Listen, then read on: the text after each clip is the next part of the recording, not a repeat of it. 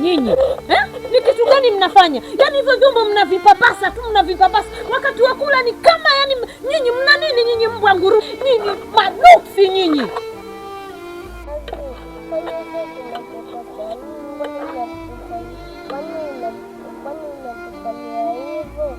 Mimi nawafanyia hivyo. Hamuoni nyinyi? Mnakula, mnalala bure. Kila kitu mnafanya hapa. Mbavu nyinyi. Wazazi wenu Shangazi, basi turudishe kwetu. Kama we una kwenu wewe. Una kwenu. Nataka kwenda kuangalia makaburi. Acha nirudishe kwa nitawatafuna nyinyi. Mbuzi nyinyi. Blood garden keki. Basi kuikatakata kuibakisha.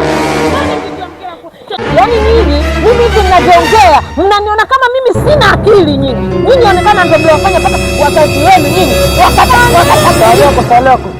Vipi mama kama watoto? We koma we. Hai nkome kwa vipi? Wafanyaje watoto wewe mama, si vizuri hivi ufanyavyo. Umeona na wafanya nini kwani? Wapiga watoto mavyombo yote. Wewe kwanza mpenda wapi? Kama yewe.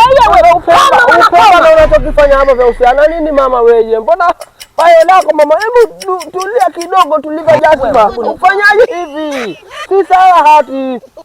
Sasa ngoja nikwambie hivi, mimi naenda kuripoti serikali ya kijiji.